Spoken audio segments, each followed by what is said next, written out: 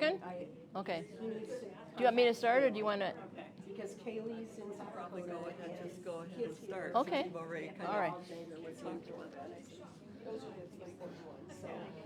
I said, Okay, I think we're ready. I'm gonna text her back on that time.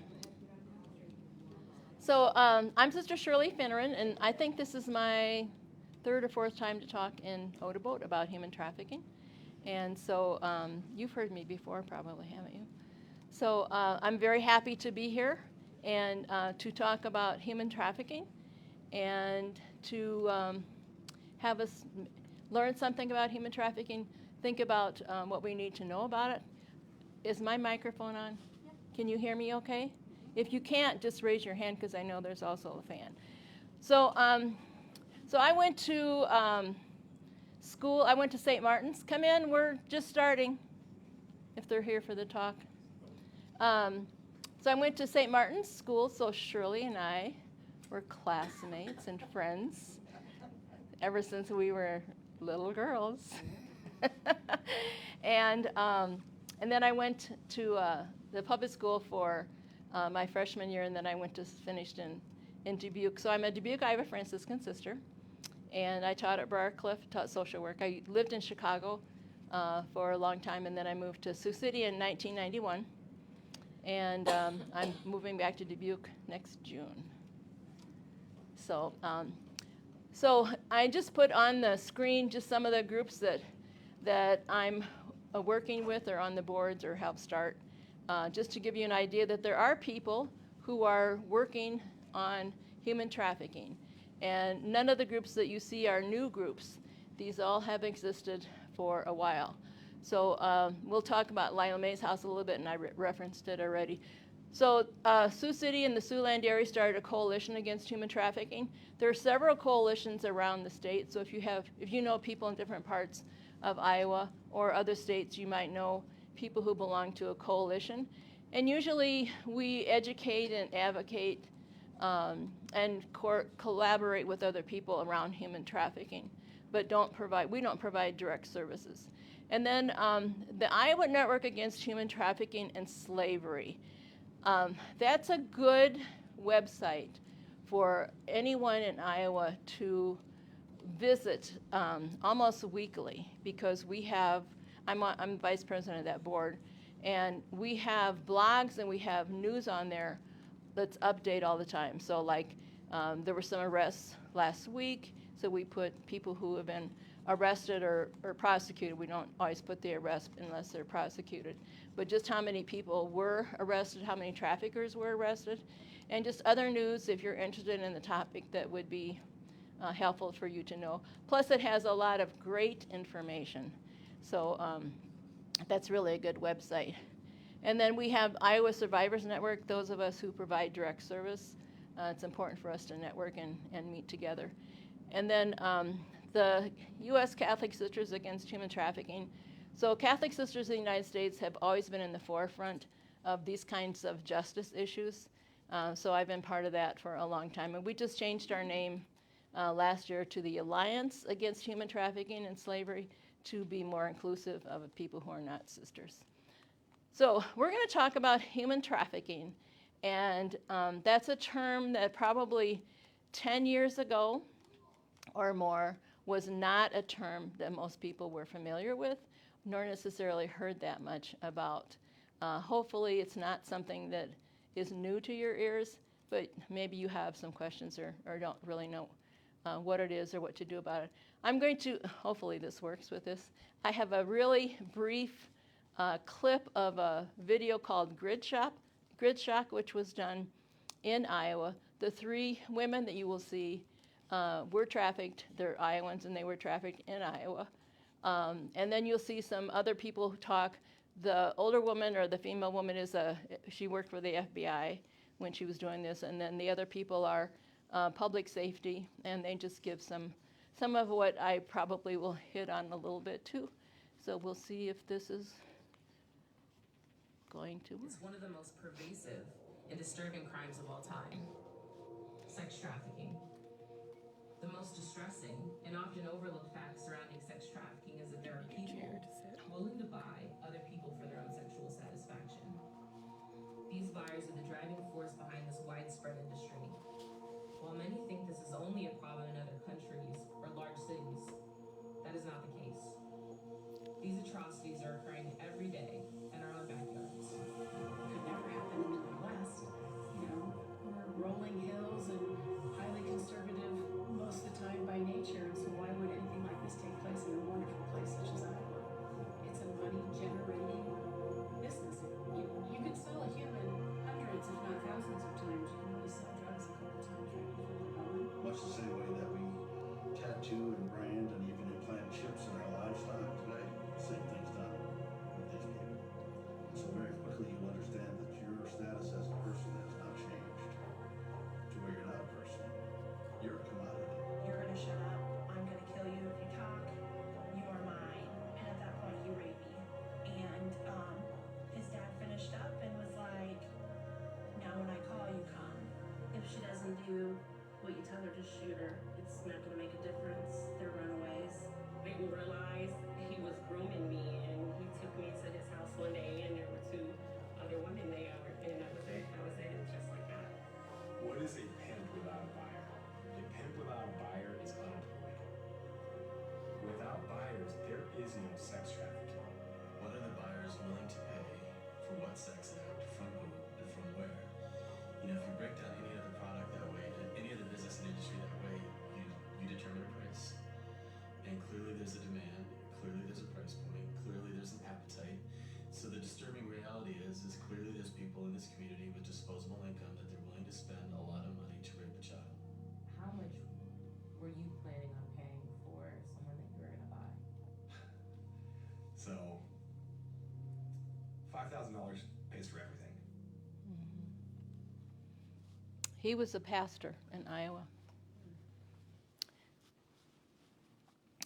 The first woman that was talking about her trafficker and then his dad, that happened on a farm in Iowa, not real far from here. So it happens all over. So as they alluded to very briefly in what you saw, if we didn't have people wanting to buy sex, and some people call them Johns. John is a nice name. I call them buyers because that's what they are, people who want to buy sex. And people who have money are usually more often the persons who are buying sex because they have discretionary money.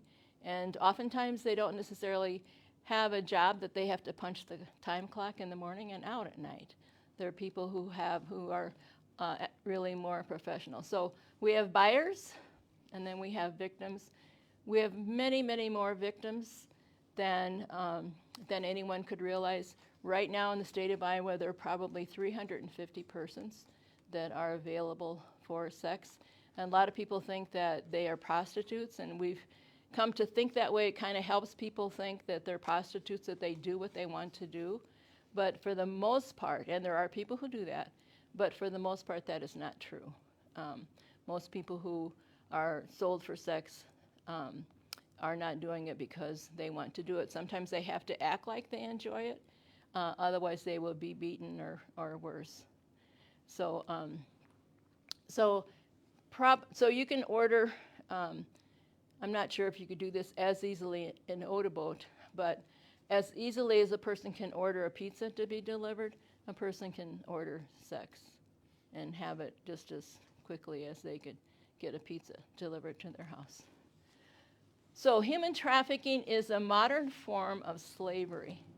Actually, there are more people in slavery today than at any time in our country's history.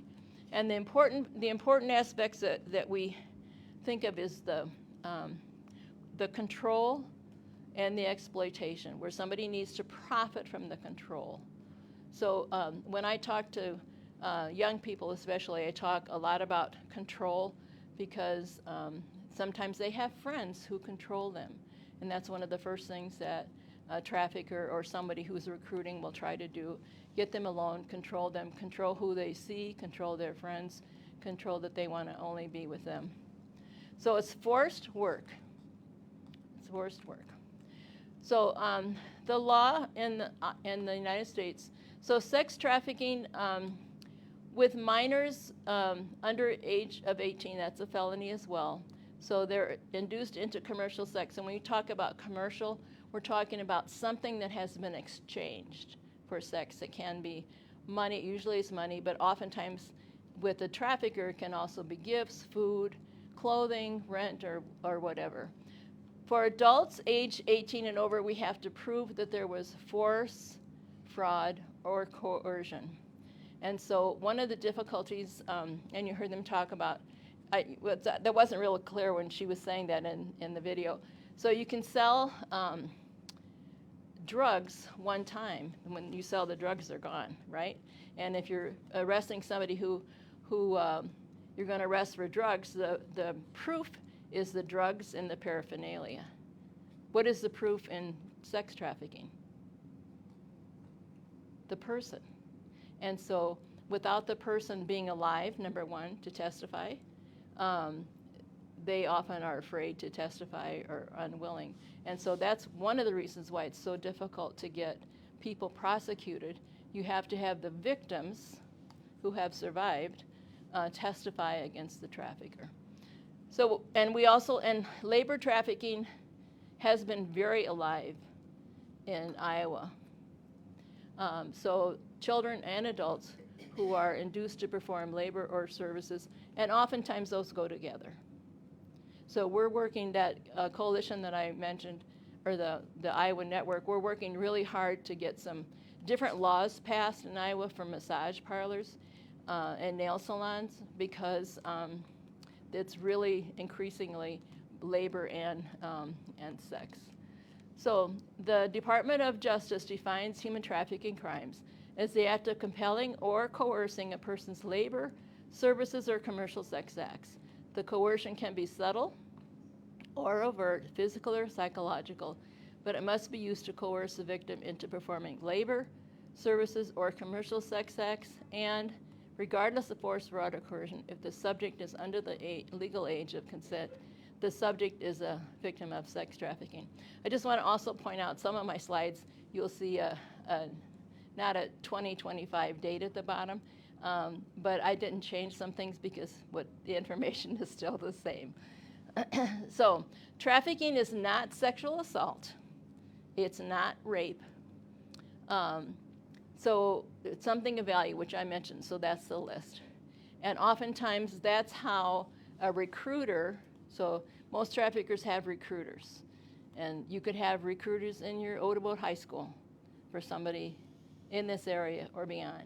So we've had 2 women at Lila Mae's house who were trafficked in this greater area. So it happens everywhere. Oftentimes people are trafficked in multiple states. They may have been rescued or found in one state in the end, but the first woman that we had at Lila Mae's house was 25 years old. She had been trafficked in every single state plus Mexico. And can you imagine if they have to service someone 20 or more times a day for 365 days a year for a number of years, and that depending on when that started, if it's younger it's even worse. You can imagine their bodies when they're out of the life. So trading sex acts for anything of value is sex trafficking. And this includes any type of sex act and stripping or other types of exotic entertainment. So if you look at this picture of this young woman, if you look at the last picture, what does it look like she's been through? What? Hell, yeah. So drugs as well as yeah. So over a 4-year period of time. Unfortunately, many persons who are sex trafficked often it starts in their family, or their families sell them. Beginning is at age 2.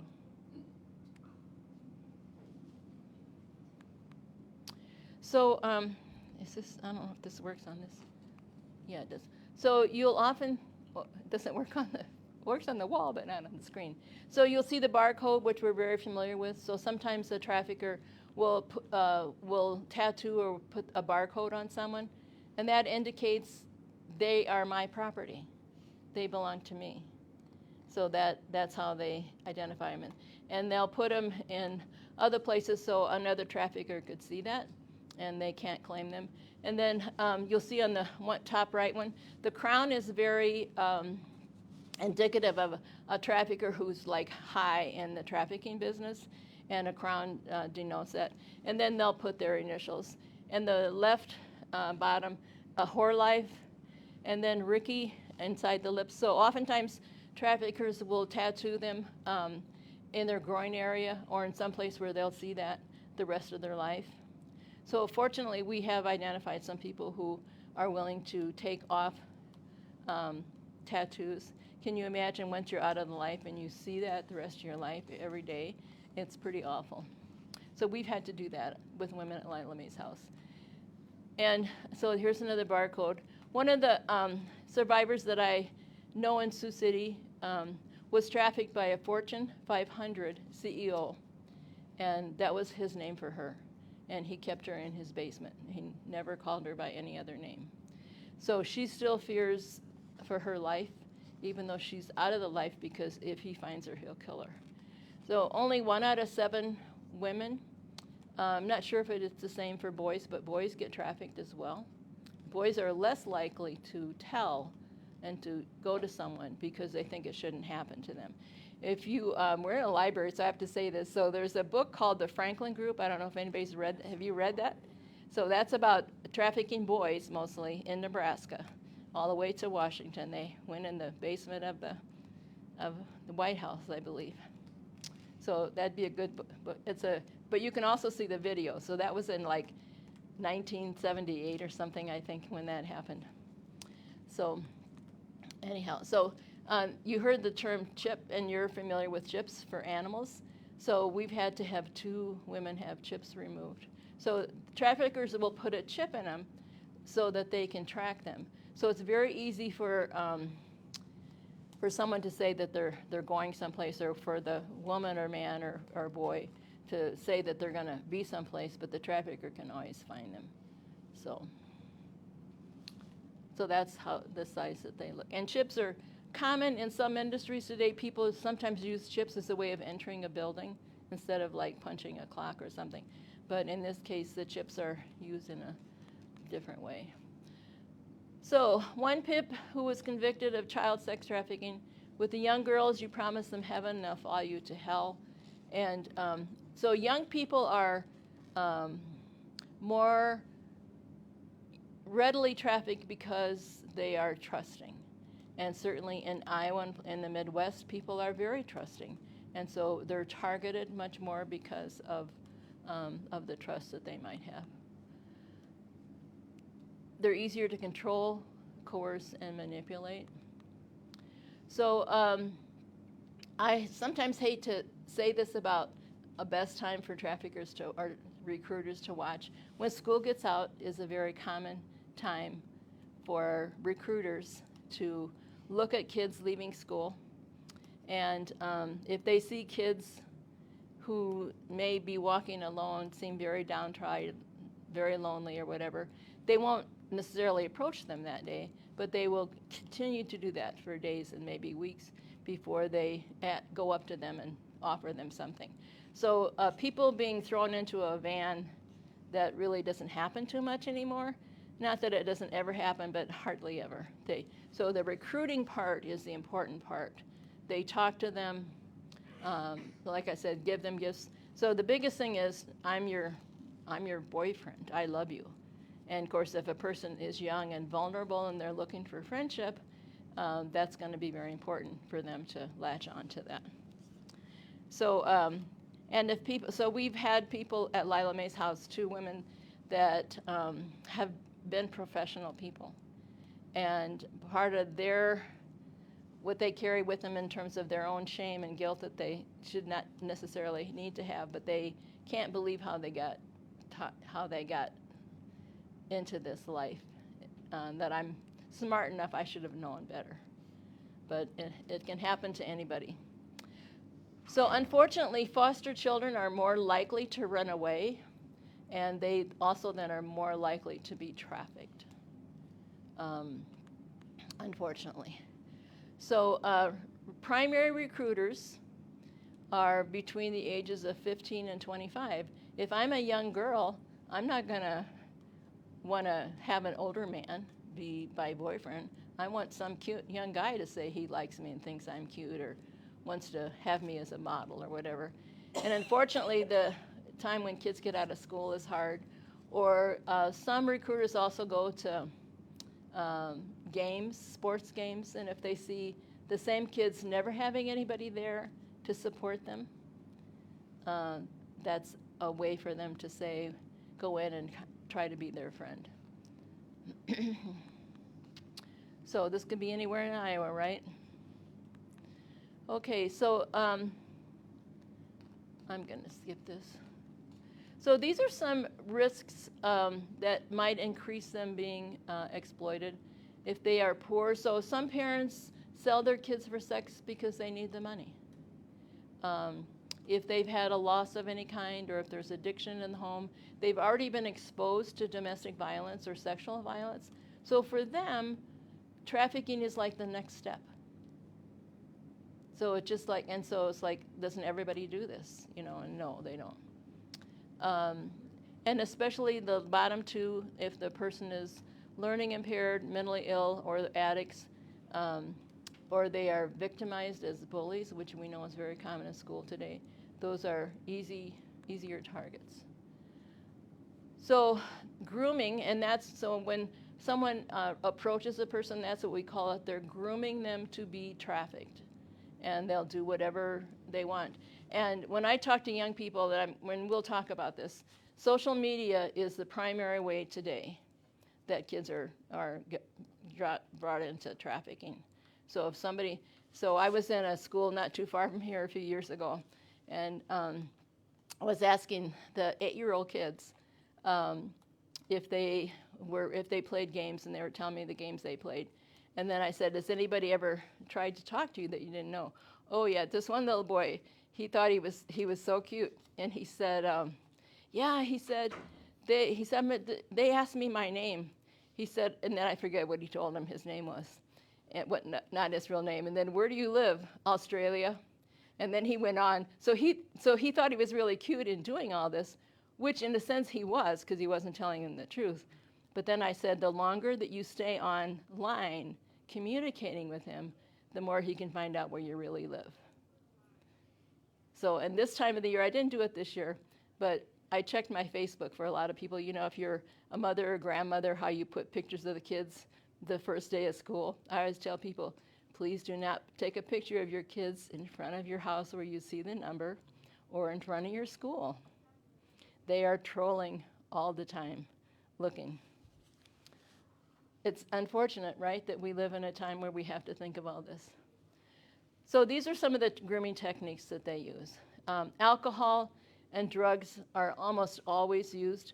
For some women, after a while, drugs is the only way they can get through what they have to do.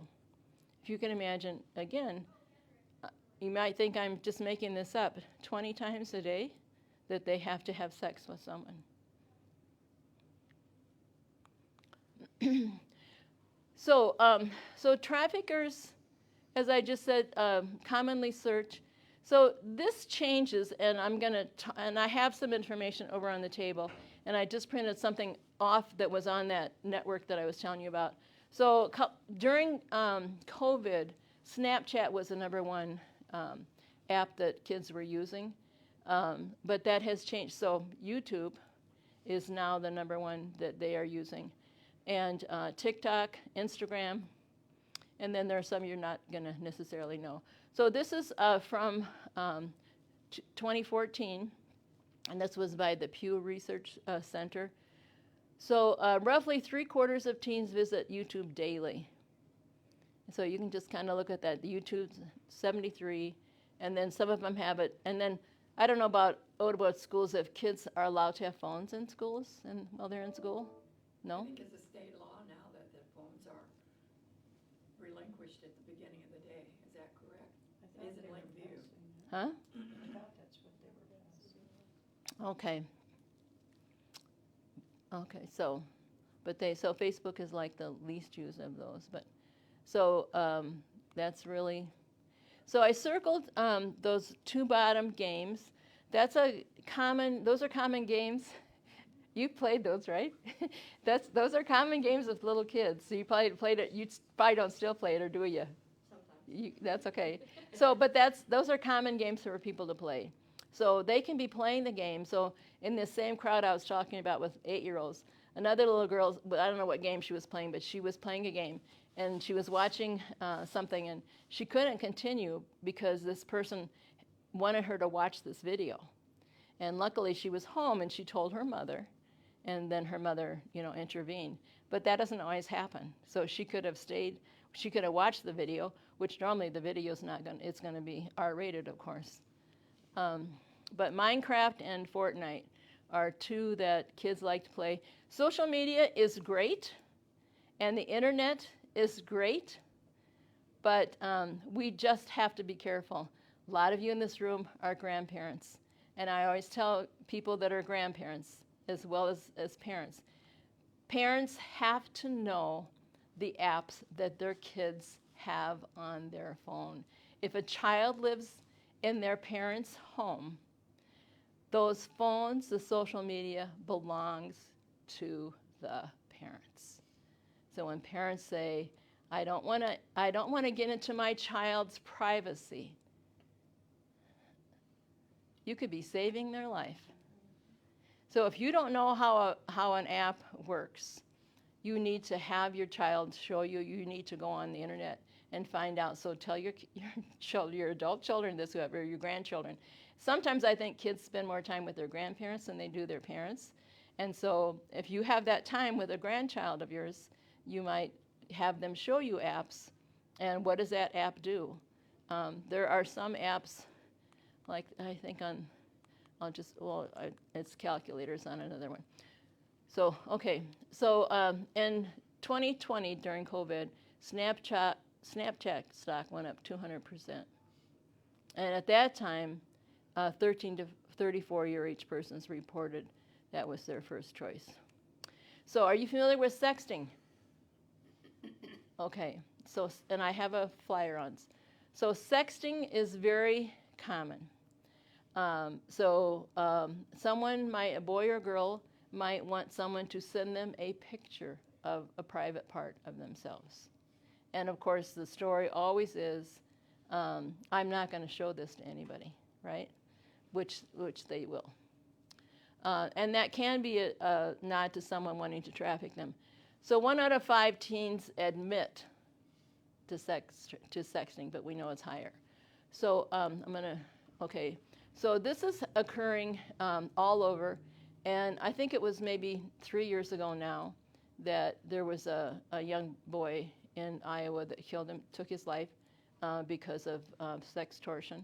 So sextortion is it's taking sexting to the next level, and where a person will say, I have this picture of yourself, now you have to pay me X amount of dollars. And usually then that's when the parents get involved. So sometimes and I thought there were two people who took their life in Iowa, but I know for sure there was one. And so that's something that should be explained to young people as well. Because if someone starts asking for money for pictures, that's a red flag that somebody should be notified. Because if you start, did you have a question? Yeah, and does it necessarily have to be just kids? Because it No. could be older people that are like, Yeah, absolutely. Yeah. Not necessarily handicapped, but Can be any don't age. have any- Yeah. Okay. But it also, it's typically more with young people, but it can be anywhere. I forget what slide okay, well, I'm going to skip that. Okay, so if you have, and you might, if you're a grandparent or for parents, when kids get new friends, which is kind of normal, if somebody wants to be their friend on social media, that can be normal. It's like, how do you know this person? Does anybody else know this person before that they have them as their friend? So So it's normal for kids to want to have friends, right? It's just normal. And for people to say, I have X number of people on my whatever they use.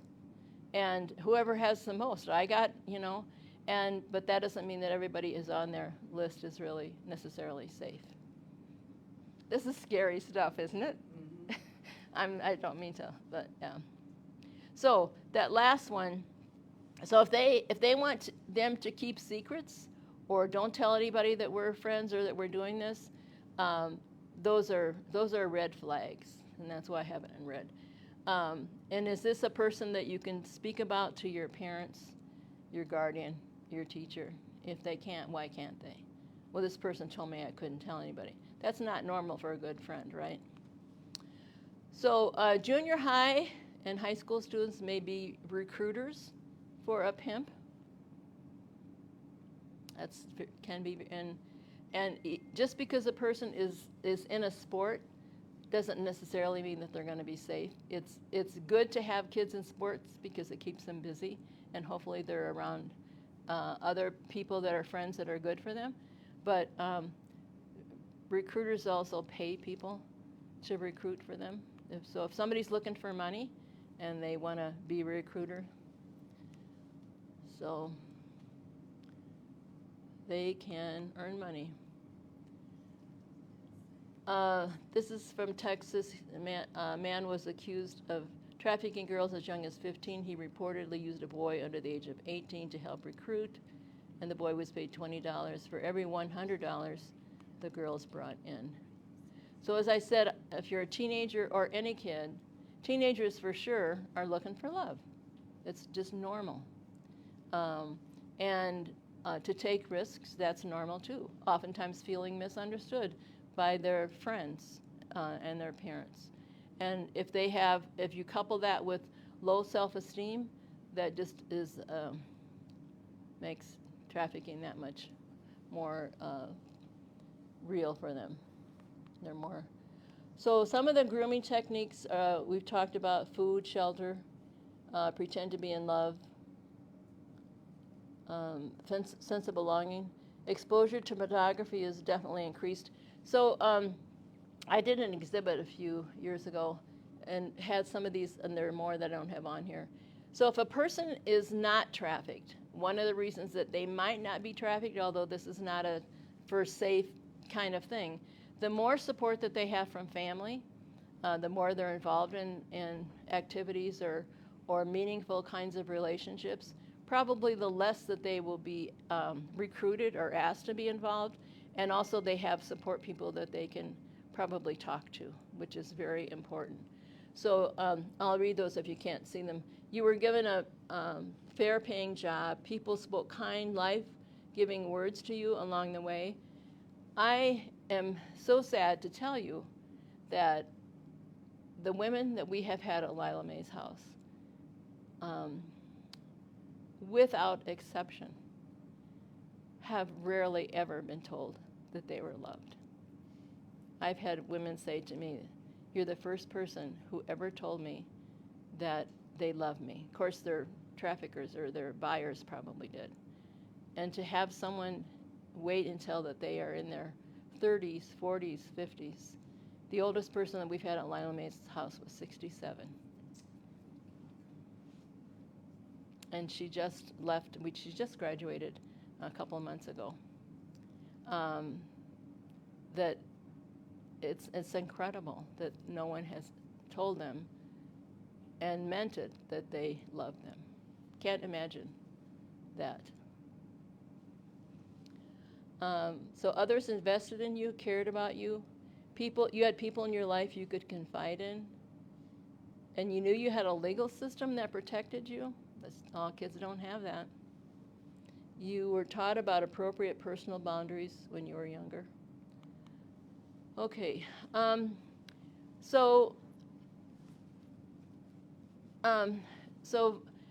victims often experience violence. We've had a woman at the house. We've had a couple who have watched other people be killed, and they were next, and they were able to escape before that happened. So torture and physical abuse is common.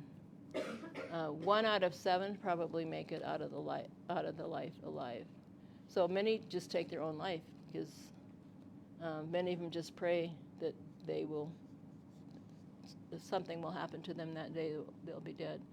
So psychological torture, addiction, trauma, a lot of PTSD. Control is huge. They deprive them of food. Deprivation of food is very, very common. I'm just going to let you read that yourself.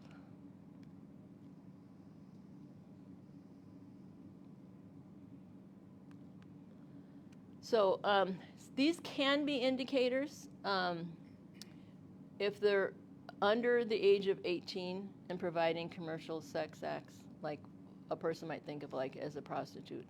That can be a sign that they're being trafficked. If they have an interest in an older man versus a person their own age, like if you go to, what is the store out here, the gas station that's changed its name? What is it? Cubby's, yeah. So I always tell people, like if they go to a convenience store, we have them all around, and you go in, and those are very common for traffickers to stop with their victims. And you say, in a rural community, it's common for people to say hello, even if you don't know them, oftentimes. And if someone doesn't look at you, won't greet you, and especially if you see, you see 2 young people together, 2 boys or 2 girls, and they don't seem to have a purse maybe. They might have 2 or 3 phones, because if the phone rings, they better answer it when it rings. And you might see that they have a tattoo that you can see. If you see 2 women that have a tattoo and they're the same initials, you're not going to find 2 young girls hanging out that have the same boyfriend initials, right? So that's probably the initials of a trafficker.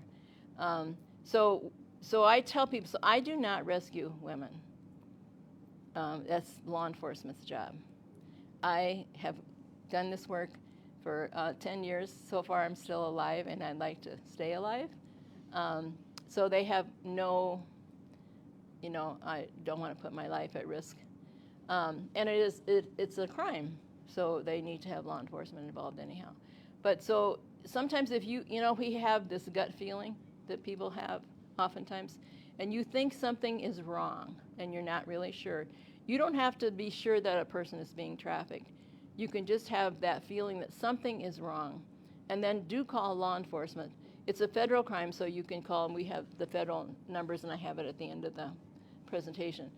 Because the FBI gets involved, as well as like local law enforcement. And just tell them what you saw, and you don't necessarily have to tell them the license number, because license plates gets changed. But if you can remember the color and sort of the make of the car, like cars have changed so much, I don't know makes anymore, but anyhow, that can be helpful. It's hard though, because it's hard to always know. But if you have a feeling that something is wrong, and Odeboat, certainly you've got this past week, I've given presentations in Holstein, I think 3 or 4 times. I knew as soon as 20 was finished that right across because 35, 29, and then now 20 is really, so. So you see Backpage scratched out. So some of the work that we did with Backpage, because Backpage was solely for people who wanted to buy sex, but so they can still go on MySpace or Craigslist. Can I ask a question? Mm-hmm. What kind of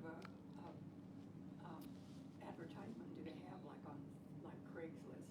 Because that's used so much. Well, so when I was starting to do this, I haven't done this for a while, you can sometimes tell by the description. So I remember I saw this picture of this young girl that was advertised, and just from the waist down, I could tell that she was probably 10 or 11 years old. I mean, it was a nude picture. And so they don't hide what they're selling. Yeah. And they have all kinds of descriptions. Were you going to say something? No. So, yeah. So we had a nurse that was at Lila Mae's house, and she had red hair, and we were in the kitchen one night, and she was talking about her trafficker, and she said, I heard him talking to somebody, and it sounded like he was selling a car. I have this model, red hair, great condition, going on to describe, she said, I finally realized that he was selling me. So, okay, so if a person, the language of the life sometimes can be hard, but if you see, if there's a young person and they seem to have money they didn't have before, clothes or jewelry or whatever they didn't have before, those can all be indicators as well. Unfortunately, as I mentioned, sometimes, not infrequently, trafficking starts in the home. So, or the child was sexually abused before they were trafficked. So they may have been sexually abused at home and then trafficked outside the home once they're older.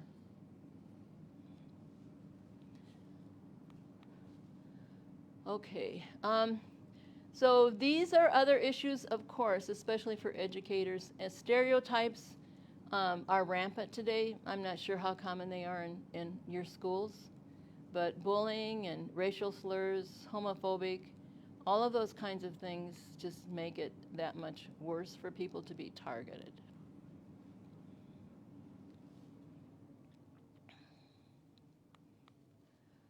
So statistics are hard to get, and we have some, but it's like, it's really, and Iowa does track some, not as much as we would like. There is a Iowa call center that's located in Sioux Center for the whole state. The state pays that. And they get calls of any kind of crime victims, including labor, including sex. And I had asked them a few years ago if they could start separating all of that so we would know. It's hard to get because people who have been trafficked don't tell that they've been trafficked. It's just hard to know. And we can know who gets some services in some of our agencies, but it's just hard to know. And then it's hard to know if they're real. So sometimes I know there's some people who give presentations and they give all these statistics and I'm not trying to scare people. I'm trying to tell them the reality. And so sometimes statistics can scare people, and that's not my intent. So the average age when people go into prostitution or get recruited, 13 to 14. In Iowa, the average age of a person getting into human trafficking is 14 and 15 years old. And many of those don't make it to 21. So a pimp can make $150,000 to $200,000 per person. It's big money. So next to drugs, human trafficking in the United States is the number 2 crime. And they usually go hand in hand. So Karen was the person you saw in the video. You can only sell drugs once, but you can sell a woman or a man 30 to 40 times a day and keep selling. So there's a John school, and I don't use the word John. John's a nice name. I call them what they are. They're buyers. So people who are buyers of sex that went to school. 66 of them had children. 49 of them had children who were girls. 72% had attended college or completed college, and only 12% had not. So one of the things that I believe this, and then I finally found statistics to prove or to help with this. I believe in our society that we teach men and boys that they are entitled to women's bodies. And because of that, it's easier for men and boys to think that having sex or paying for sex is normal. And it is not. And we need to stop relating that and teach, not that it's taught in schools, but in terms of how people talk about it, teach it to each other or families, that women are not entitled to women's bodies. And I saw, so it's happening in all 50 states. And yeah, you saw that pornography was, I had that on another slide. Pornography has definitely increased among both boys, men, girls, and women, especially since COVID, but even before that. So for college students, many college students think that it's just normal, and they don't think that. So if people watch porn enough, and this is really proven, this is a proven fact, that if people watch pornography enough, the next thing is doing it. You can just watch it so long. So that pastor that you saw at the end of that clip, that's his wife caught him watching pornography, and he had been doing it for a long time. But then he also went to like Vegas and purchased sex. Okay. So in Iowa, human trafficking is a felony. I'm going to move along. Okay. Well, I usually like to ask this before I show this slide. So the number one time when people buy sex in Iowa just happened. I don't know if you saw the slide. When do you think it is? What? The Iowa State Fair. And the second time? The Drake wrestling. Yeah. So and Super Bowl is the number one time in the nation. So I know people who've gone to Super Bowl and rescued people, but so it doesn't matter where the Super Bowl is. People, they bring girls and women in big trucks and vans to sell them. Okay, so the first case in Iowa to be convicted was a man who was arrested in Denison.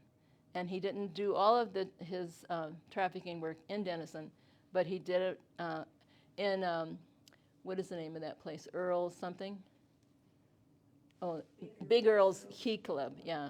I guess it still exists. So anyhow, he's already out of jail. So that was in December 2008. So he's been in jail and out already. So, and in fact, the police officer who arrested him is a sergeant in the Plymouth County Sheriff's Office, and he's the president of Lila May's board right now. It just so happens. So I had worked with his mother. So Denison had the first case prosecuted. So if you think a friend is being trafficked, ask them, are they afraid to go home? They have a place to stay? What would happen, like for work?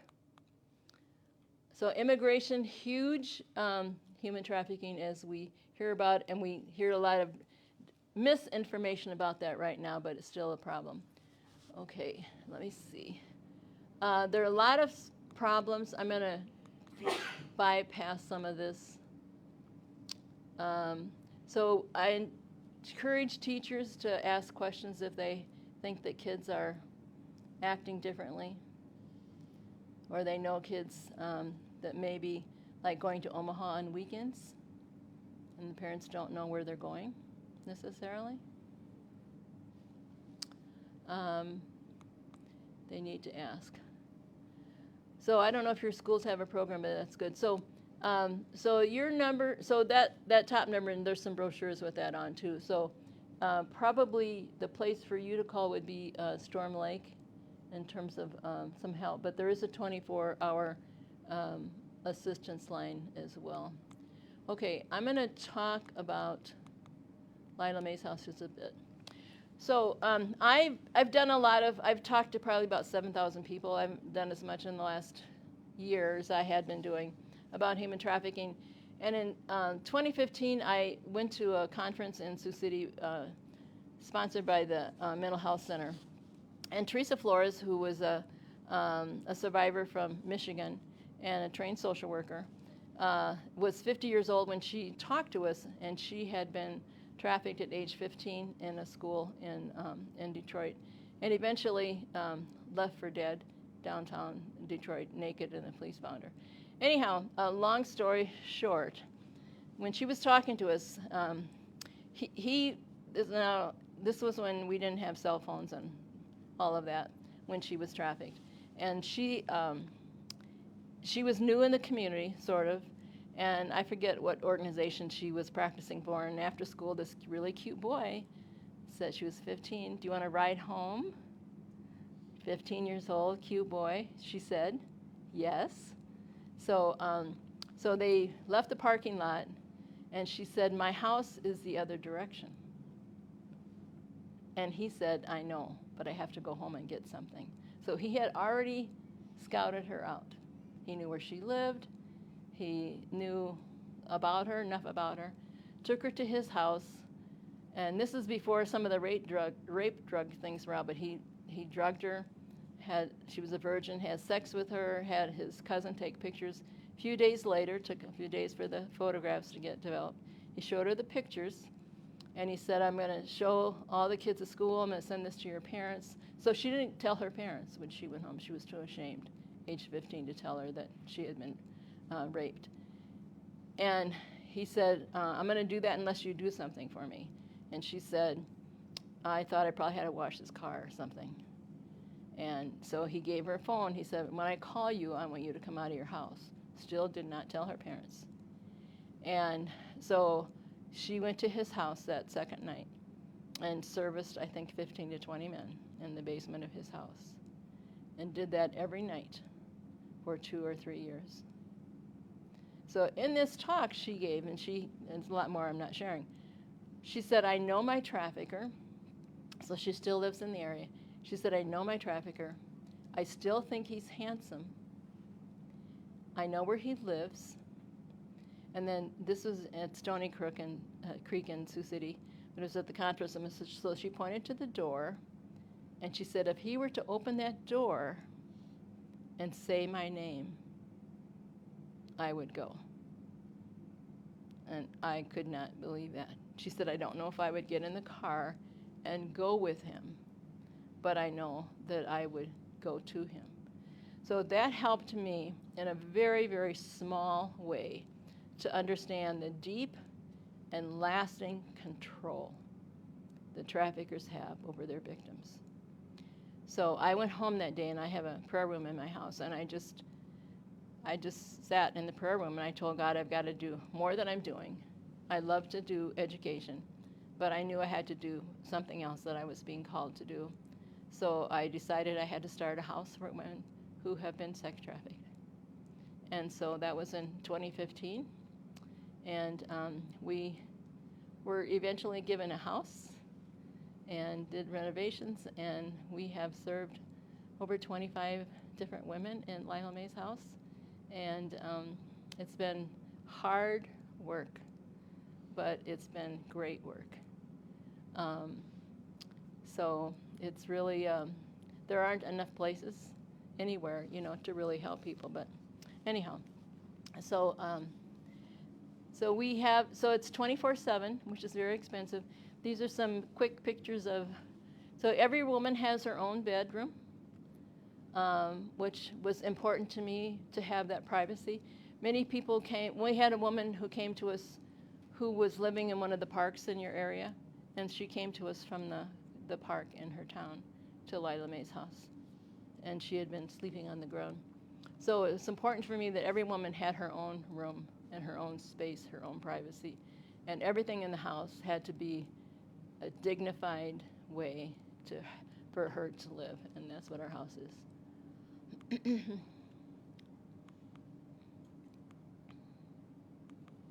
So the lower level of this house, this is was not developed, so we built a whole new lower level. So we eat dinner together. So we focus on recovery and self-direction. When I first started the house, I named it Siouxland Restoration Center because I thought we'd restore them to a life. It didn't take me too long to find out they did not have a life to be restored to. And so, a person in the community told me that it sounded like we were restoring cars, so we changed it in honor of the woman of the couple who donated the house, and she designed the house initially. So she's still living. She's 94 years old, living in Texas. Okay, we do nature therapy. Okay, that's a number I have people put in their phones to call. So I'll end with this quote from Pope Francis. "Human trafficking is a crime against humanity. We must unite our efforts to free victims and stop this crime that's become ever more aggressive, that threatens not just individuals, but the foundational values of society. So, yes. Lila Mays, how many other people work there? What's your staff? We have an executive director, and we have a house manager who actually works part-time for corrections too, so she's not full-time right now. And then we have a case manager and a resource coordinator, and then we have 6 part-time direct support professionals. So it's our staffing is our most expensive. It's like $300 and some thousand. And we have to have 24/7 so that they feel safe. And how many we people would you have there at one time? 5. Well, we have room for 7 if we use 2 bedrooms that are not in the lower level. But we have found that 5 is a good number. If you take 5 women living together, different cultures, different ages, do I need to say more? And all with trauma, and they all have different kinds of trauma, and they all have different triggers. You're talking too loudly. You're making me, whatever. You're triggering me, or you're closing the door. Or we had one woman, the nurse. The color green was a trigger for her. The color green. What's the average stay? So we have the same women there for the last year, same 5, which is the first time we've ever had that. And now we just had 2 that left. We're just reuniting one woman with her 9-year-old son. And so we don't have children at Lila May's house. But if someone comes and they're pregnant, they can stay until they deliver, and then they have to move. But sometimes it can be a week. We try to find out before they come if it's a good match, but sometimes it's not. You know, people can tell you anything on the phone, and then or a couple of months or 6 months or a year. So 2 years is like a time that most people can come and do what they need to do. So it's really built on their goals that they have for themselves, so that when they first come, they need time just to rest and just be. And they just, some of them have never, and we have a very simple place, but they can't believe that they're there. They can't believe that this is a safe place, and it's beautiful. I mean, it's not you know, real rich or anything, but and we have some land, which makes it really good too. So, but we don't tell people where we are, but we are in Sioux City. Well, what kind of connections do you help them get? So we don't do therapy, the trauma therapy. We use therapists in the community to do complex trauma therapy, and we use the community health center and all the mental health centers. And then we try to, like the last woman who left, the one that was 67, she happened to be Catholic, and so she had started going to this church near us, and so she built this group of women. Some of them came up and did Bible study with her, and they were a support group. So when she left, they helped. We threw a shower for her, and we had a graduation party. We had the graduation party at the house, and then we had a shower that we invited people to and gave a list of the things that they needed. So that was good for us to learn to do that. So when they leave, and while they're there, we try to have people in the community that they can have contact with. So because I'm a Catholic sister, a lot of people thought that we would have a lot of Catholic or Bible study or spiritual things. So we always pray before the evening meal they eat together, or somebody can do a poem. Because one of the things that has happened, several of the women that we've had there have been abused by religion, by ministry, by pastors, by people in the name of God.